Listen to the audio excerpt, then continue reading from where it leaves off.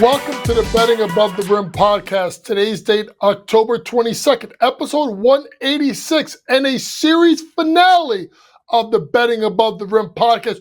Don't worry. We're not going anywhere. We're rebranding it, and I'll talk about it a little bit towards the end of the show. But let's get on with our starting five with a fantastic game that took place as the NBA is back on NBC. God, I love that music. With a 125-124 win by the reigning and defending champion Oklahoma City Thunder, not covering the spread versus the Houston Rockets. And when you had Kevin Durant come to the foul line up by one, you're expecting he's knocking two down. But he left the door open for SGA. And SGA that did not play particularly well in the first half, was on fire in the second half. So they get the win. There's some takeaways I took from the game. First, number one, the aggressiveness of Chet Holmgren, particularly in the first quarter, was outstanding. It was something that without Jalen Williams, you wondered if Chet would step up, and he was fantastic in the first half. SGA letting the game come to him. That's something of note. He didn't force the issue, folks. He kind of let the game come to him as he relied and he allowed his other teammates to do their thing. On the flip side for Houston, what can you say about Alperen Sengun? A 30-point double-double. He was fantastic, shooting threes, showing that double big lineup with Steven Adams is going to be effective. Also effective in the first half was Amen Thompson running the point. Had 5 assists in the game, 4 in the first half, was driving to the basket. But let's get to the problems really quickly with Houston. Number one, they defended the three-point line well, holding the Thunder to under 30% from three. But their ability to guard in space was an issue. Oklahoma City just beat them off the bounce and got the game going up and down, which proved to be ineffective because of the fact that there is no real shot blocker for the Houston Rockets. Two, Steven Adams kind of ran out of gas. So if you're Ime Udoka, you got to do one or two things. You got to put Sengun at the 5, Jabari Smith at the 4. I know Jabari got himself into foul trouble in the first half. Or the flip side is you got Clint Capella. You got to play him more than 8 minutes because Steven Adams is not going to survive 30-plus minutes a night. But congratulations to the OKC Thunder, who raised the banner and got a 125-124 win in double overtime. Let's head to game two. And a 119-109 win by the Golden State Warriors, covering as a 2.5-point favorite. It's simply put, number one, the Lakers still can't shoot. 8 of 32 from three. They can't knock down threes, and that's going to be a problem. What's also going to be a problem is this. Without LeBron James, either Rui Hachimura or DeAndre Ayton got to give them something. They can't give you a combined, I think it was 19 points and 10 rebounds. DA's got to get you a double-double, and you got to get 12 to 15 from Hachimura, especially when games when Austin Reeves does not play offensively well. What did look great is skinny Luka. Oh my God, he is a problem. They got to get LeBron back, and they got to get some of these other guys to play better basketball because they could be a threat. When it comes down to Golden State, Steve Kerr, I'm going to just say one thing. Keep Jonathan Kuminga in the starting lineup and just play the kid 30 minutes. He is so dynamic. He's so athletic. He's just a different kind of cat. And then the ability to get the ball that Jimmy Butler let him create takes a little bit of pressure off of Steph. They're dangerous. I still don't like them coming out of the West, but at least for night one, they looked pretty good. Let's head to an extension that took place after we recorded the last podcast, and that's Aaron Naismith, who has done such a great job since being traded from Boston, Indiana. He signed a 2-year, $40.4 million extension through the 28-29 season that included a trade kicker. Now, what this did is it gave, the maximum amount that Naismith was allowed to make over 2 years. Now, Naismith has proven himself to be an effective defender and an effective scorer and shooter who's going to have to take the next step with Tyrese Halliburton gone and Miles Turner obviously now with the Milwaukee Bucks. But congratulations to Aaron Naismith and a 2-year, $40.4 million extension with the Pacers. Let's head to the WNBA, where news broke. Let's start with the one that was breaking in the last hour, and that's multi-time champion Sandy Brondello has signed on to be the head coach of the Toronto Tempo. This is their inaugural season.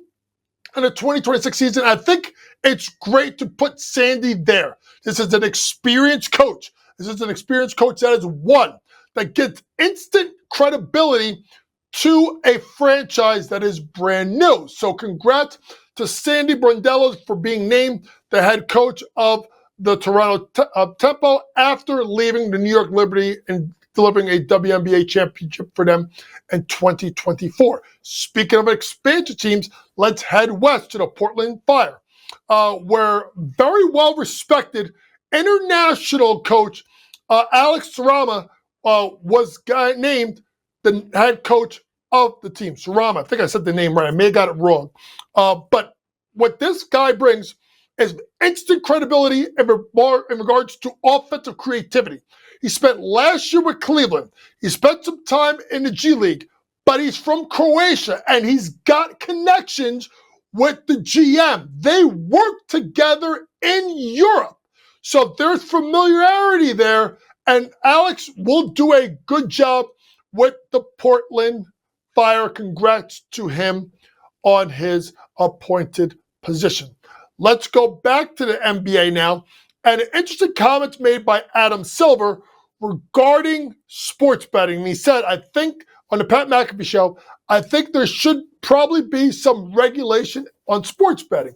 Obviously, with the Jonte Porter investigation, the talks about what happened with Terry Rozier, the stuff going on in college, the NBA realizes that sports betting is a partner. But that's the key word, partner. They got to work with the sports books to allow people to sports gamble, but not take away the integrity of the game. We've seen too many times fans yell at players about killing your parlays and all that stuff. We got to get this under control. So if we want this to continue, and we want to continue to have sports betting and all we want, we have to do a better job in regards to that. Let's end to this part of the podcast with Big O. You don't know Big O? You're going to know about Big O. And that's Olivia Viskovitsa. Big O, the number 3 player in the country, class of 2026, has committed to Gino Auriemma and the UConn Huskies. And Big O is someone that I've got to watch and grow up and watch her play. Obviously, knowing my good friend Kevin Lynch, who runs the Philadelphia Rise organization where she plays. And this 6'5" stretch 5 is a problem, a major problem, and a major get for Gino Auriemma. What's amazing is this is not the first time, not the second time, but the third time that Gino has gone to legendary Christ the King High School, which is coached by the great Bob Mackey, and grabbed himself a Husky. You know who the other two are? Sue Bird, Tina Charles. If Big O can play like those two, that's a fantastic get for Gino and the Huskies. Coming up next, we'll get to our future forecast. We'll go through a bunch of odds to win awards. We'll look at the race to win the MVP. We'll look at DPOY. We'll look at the most improved player. And then we'll look at also probably 6th Man of the Year award as we get into our future forecast and talk about what we expect for this upcoming season. And we'll get into that after this commercial break.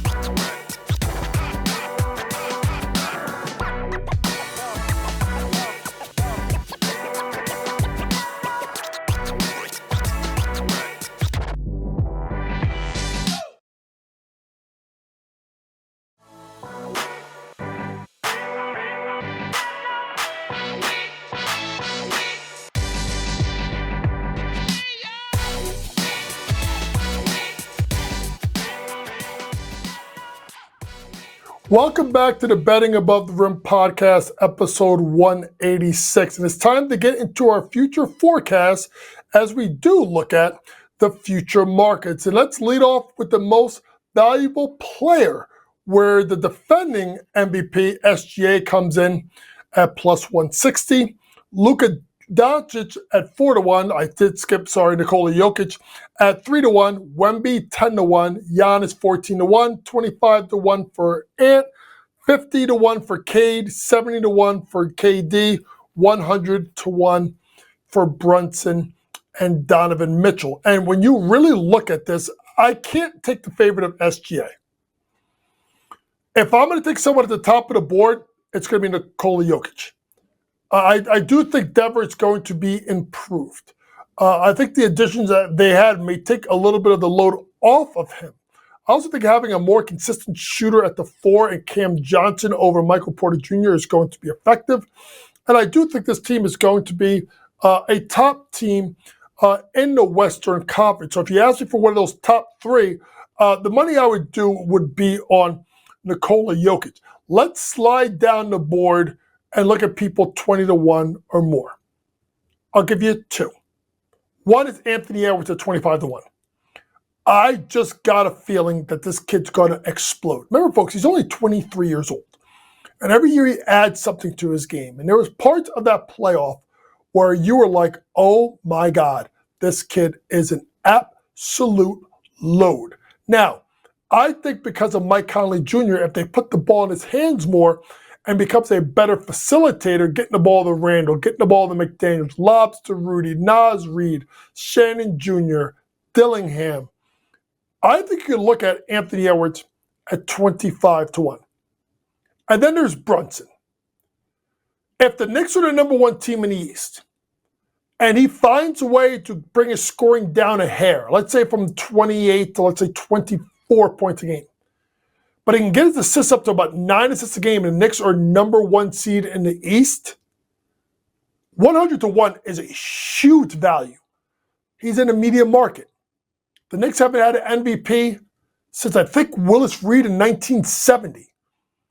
And if they are the number 1 seed in the East for the first time since, I do believe, 1994, then you have to look at him as being an MVP. So yes, Joker, 3-1, Ant, 25-1, 100-1 for Brunson. And I wouldn't blame you if you put a hint on Wembanyama at 10-1. Speaking of Wembanyama, he is leading for DPOY at minus 185. Plus 650 for Chet, 15-1 for Ben Thompson and Evan Mobley, 18-1 for Anthony Davis, 22-1 for Dyson Daniels, 25 for Draymond, and 16-1 for Zubac, Asor, and Triple J. Here's what I'm going to say to you. I wouldn't bet Wemby for DPOY, not at minus 185.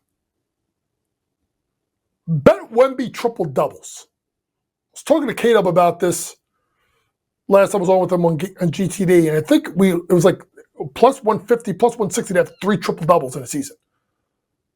That's how I would play Wemby for the defense, because between the steals and the blocks and the rebounds, he'll have a couple of games where he'll get 10 plus blocks. Let's just be honest with you. And then obviously with the assists and the points, that's a way to play it. So I would play Wemby at triple double alert rather than getting DPOY. If there is going to be a DPOY that I'm going to look at, it's a Ben Thompson at 15-1. He is so dynamic. He can guard 1 through 4. And even though the shot that SGA hit on him at times were tough, he made SGA really work opening night. And I think he may be the most versatile defender and honestly the best athlete in the NBA. So don't play Wemby, but look at a man at 15-1. So you play a man at 15-1, you might as well put a couple of bucks on a Asor to 60-1 because they basically do the same thing, which is put people in absolute jail. Let's head to most improved. Well, guess who's number 1? Ben Thompson at 7-1. Josh Giddey, 12-1. Benedict Mathurin, 14-1. Nembhard, 15-1. Avdija, 16-1 with Shaden Sharp.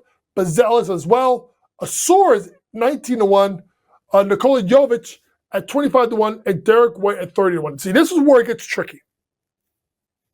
Because I would say I would look at Benedict Mather because I think he's going to have a huge scoring jump. But Number could cancel him out. So then you got to take him out. I think Denny Avdija is one of the most underrated players in the league. I think Portland's going to go over a win total. But him and Sharp may cancel each other out. So now you got to just really take those 4 off the board. A men makes sense at 7-1. Right? We thought about this with the whole Dyson Daniels thing last year. So I would look at him at 7-1. But if Miami punts, Jovic at 25-1 is intriguing because he's so low in what he's done that if Jovic gets you 15 points, 16 points a game on a team of Miami, it's already got, Tyler Hero out. You don't know if they're going to make a trade and move Bam at some point if they try to rebuild. Nikola Jovic is going to get shots. And obviously, you know that Andrew Wiggins, they're always trying to trade him because he's always on the trading block. Head to coach of the year, Jamal Mosley, 7-1. Quinn Snyder's 12-1. David and I won 12 games. JB Bickerstaff, 14-1. Mike Brown, 15-1. Ime, 16-1. With Radakovich at 16-1. Ty Lue at 16-1. Nick Nurse, 19-1. Missoula, 25-1. JJ Redick, 30-1. I'm going to relate this to teams I think that are going to surprise.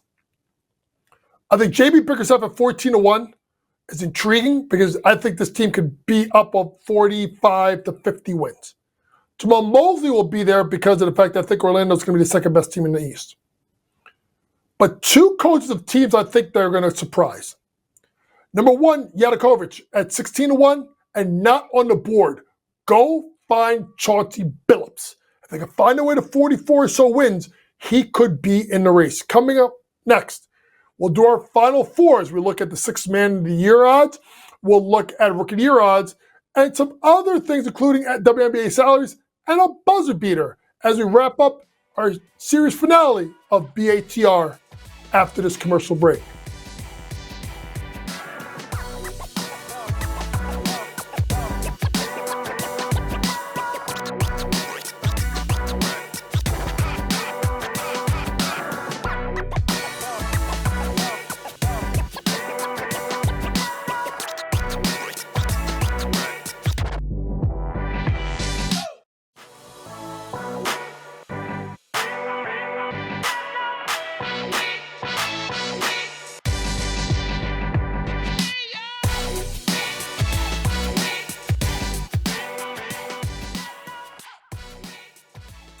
Welcome back to the Betting Above the Rim podcast, episode 186. And it's time to get into our final 4, where we try to go through a myriad of basketball topics in 4 minutes or less, with a little bit of a shot clock. But Coach is going to take his time and run everyone down to the buzzer.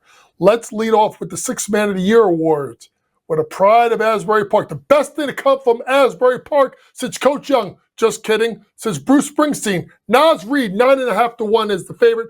DeAndre Hunter, 11-1 with Josh Hart. Tari Eason, 13-1 with Anthony Simons and John Collins. 20-1 for Reed Shepard, Onyeka Okongwu, Malik Monk, and PJ Washington at 25-1. Now, it's interesting to see with John Collins because I do think he probably may be in the starting lineup, so I would watch out for that, so I wouldn't touch him. The one I would look at is honestly Jordan Clarkson. He's not on the list, which is shocking. He'll be someone I think will be involved because I think his ability to score off the bench will be key. If you ask me someone on the list, I'll give you 2. It's DeAndre Hunter and it's Tari Eason. DeAndre Hunter, to me, I thought could have been in play if it didn't go to Peyton Pritchard last year. A dynamic stretch 4 who can allow Kenny Atkinson to play him as a 3 and go with a big lineup with Evan Mobley and Jared Allen, or play him as a small ball stretch 4 with either Mobley or Allen in there. And he's going to play starter minutes.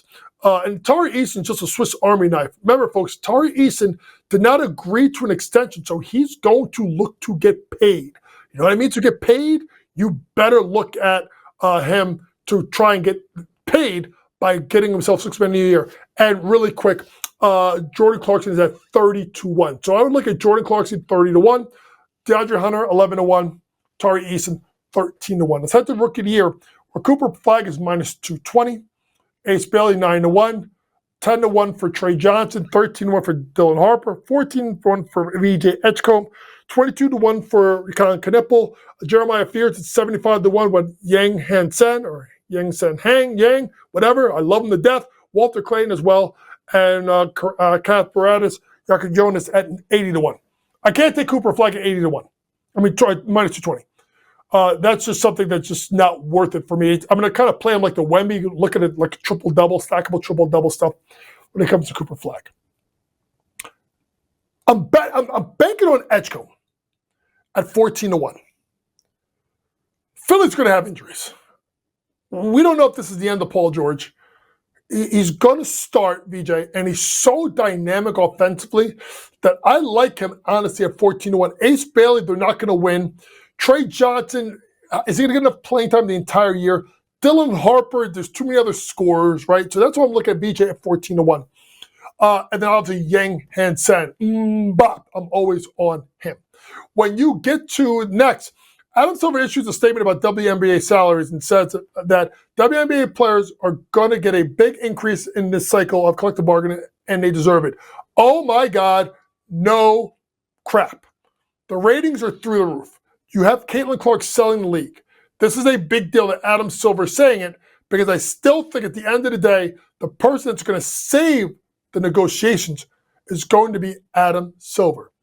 Speaking of Adam Silver, interesting news out of the NCAA that came out just a little while ago, reported by John Rothstein, is the NCAA is not going to change eligibility at least through the 26-27 season. Right now, players get 4 years of eligibility, but in 5 years, they're looking to do it less than that. I'll give them 5 years. Folks, here's why. A majority of big lawsuits are happening right now with regard to eligibility with the NCAA. They don't want to do anything yet. They want to let this play out. And what I was told from a couple of high-powered coaches is, let it play out. Look for the next big meeting, which is usually at the Final Four, and maybe changes are made for 27-28 to give college players 5 years of eligibility. As we wrap up this Betting Above the Rim podcast, episode 186, do note that this is the series finale, but that does not mean we're going anywhere. Things are changing in how we do this show. Starting Monday, we're going to have pro basketball today, recording on Monday, and we'll have college basketball today, recording on Wednesday. It'll be a little bit different take, more evergreen. Look for big name guests, coaches, commentators to be on when we start this on Monday. But this has been the Betting Above the Rim podcast, episode 186. For all things sports gambling, download the Sports Grid app. Pre-game, in-game, post-game, props, predictions, and more from the very best in the sports gambling industry. Thanks for everyone involved in the show. Rebecca Harrelson, Mike Cardano, Greg Sussman, and especially Matt George for the job he's done. We'll be back on Monday for pro basketball today. Until then, remember, it's smarter to be on Sports Grid. Good night.